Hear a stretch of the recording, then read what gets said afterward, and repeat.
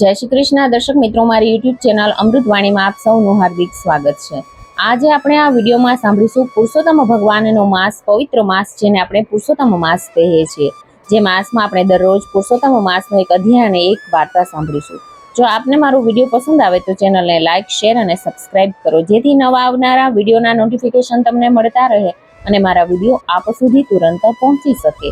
બોલો શ્રી પુરુષોત્તમ ભગવાનની જય। बोलो श्री विष्णु भगवान जय।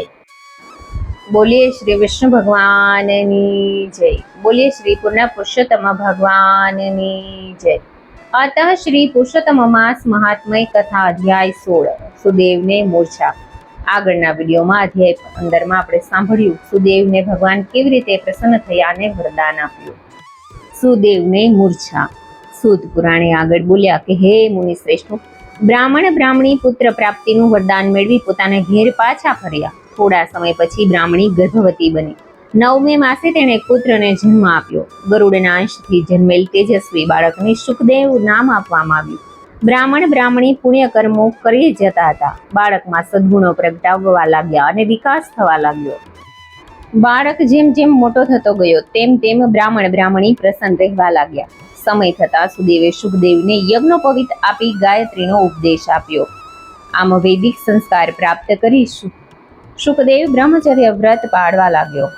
મોટો થતા ખંત અને ઉત્સાહથી અભ્યાસ કરવા લાગ્યો। બાલ્યકાળથી જ બાળકમાં વૈદિક સંસ્કાર ઝળહળવા લાગ્યા। એક દિવસ દેવલ નામના એક તપસ્વી બ્રાહ્મણને ત્યાં આવ્યા। આ તપસ્વી સામુદ્રિક શાસ્ત્રના જાણકાર હતા। તેમની દ્રષ્ટિ સુખદેવના હાથની રેખાઓ પડતાની સાથે જ બોલ્યા કે હે બ્રાહ્મણ બ્રાહ્મણી, તમારા આ બાળકના હાથમાં ચમર, શત્ર અને કમળની શુદ્ધ રેખાઓ છે।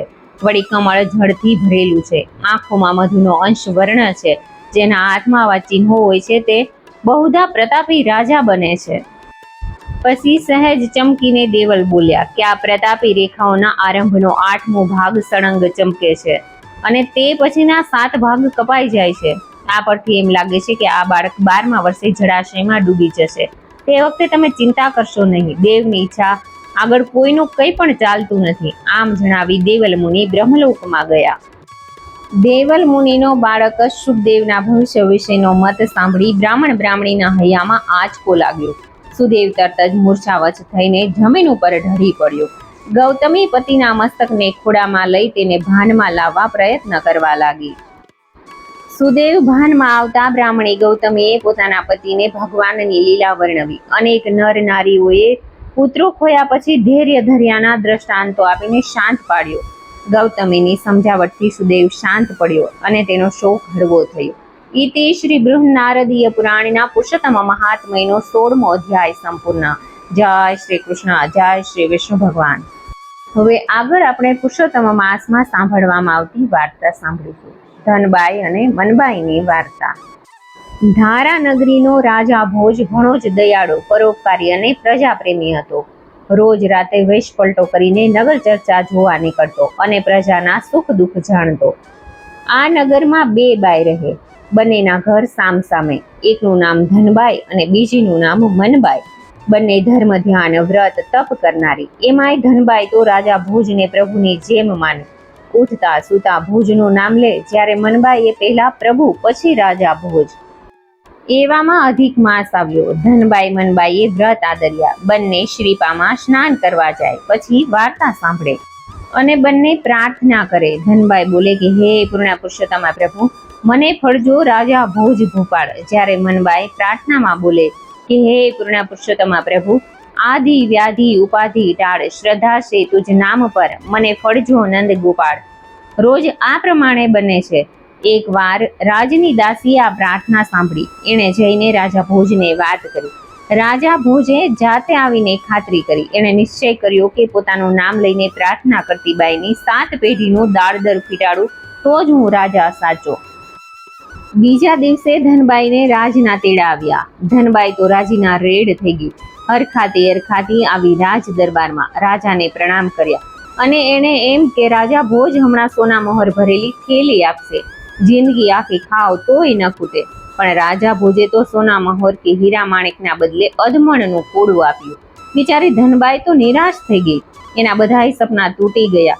એ તો કોળું લઈને લૂતા લમણે પાછી ફરી. રસ્તામાં ધનબાઈ વિચારે છે કે કોળું જોઈને ફળિયામાં બધા મારા દાંત કાઢશે. રાજા જેવો રાજો રીઝ્યો અને ઇનામમાં આપ્યું કોળું. મસ્કરીના ભયથી ધનબાઈએ કોળું કાછિયાને 4 આનામાં વેચી દીધું. ધનબાઈ કોળું વેચીને ગઈ પછી તરત મનબાઈ ત્યાં આવી. એ કેળા લેવા આવી હતી, પણ કોળું જોઈને એણે વિચાર્યું કે કોળું જ લઈ લઉં.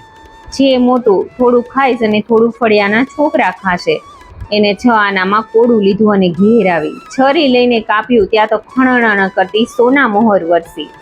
મનબાઈ તો આભી જ થઈ ગઈ. નક્કી આ પૂર્ણ પુરુષોત્તમ પ્રભુની કૃપા છે. મનબાઈ તો હર્ષના આંસુ સાટી પ્રભુના જાપ જપવા લાગી. પછી એ 5 સોના મોહર વટાવીને સીધું સામાન લઈ આવી અને 108 બ્રાહ્મણને નોતરા દીધા. બીજા દિવસે બ્રાહ્મણોને જમાડીને વસ્ત્રના દાન દીધા. 21 રૂપિયા દક્ષિણામાં આપ્યા. બ્રાહ્મણો મનબાઈનો જય જયકાર બોલાવવા લાગ્યા. આ જયનાદ સાંભળી રાજા ભોજ નવાઈમાં ડૂબી ગયો. જયનાદ તો ધનબાઈનો થવો જોઈએ, તો પછી મનબાઈનો કેમ થાય છે? તપાસ કરતા આખી વાત જાણવા મળી. ધનબાઈને આ વાતની ખબર પડી ત્યારે એની આંખ ઉઘડી ગઈ. ભગવાનને ભૂલીને ભૂપ ભજ્યો એનું આ પરિણામ હતું. એમ કરતો બીજો અધિક માસ આવ્યો. આ વખતે ધનબાઈએ પૂર્ણ શ્રદ્ધા ભાવે પુરુષોત્તમ પ્રભુને ભજ્યા અને એનું દારિદ્ર દૂર થયું.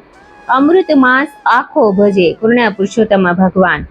અંતરથી કરે આરાધના તો ઉતરે દેવ વૈમાન. હે પૂર્ણ પુરુષોત્તમ પ્રભુ, તમે જેવા મનબાઈને ફળ્યા એવા સૌને ફળજો. જય શ્રી વિષ્ણુ ભગવાન, જય શ્રી પુરુષોત્તમ ભગવાન. જો આપને મારો વિડીયો પસંદ આવ્યો હોય તો ફ્રેન્ડ્સ અને ફેમિલીમાં જરૂરથી શેર કરજો. જો આપ આ ચેનલમાં પહેલી વાર આવ્યા હોય તો ચેનલને સબસ્ક્રાઇબ કરી દેજો. હવે આગળના વિડીયોમાં આપણે એક અધ્યાય અને એક વાર્તા સાંભળીશું. મને સાંભળવા માટે ધન્યવાદ.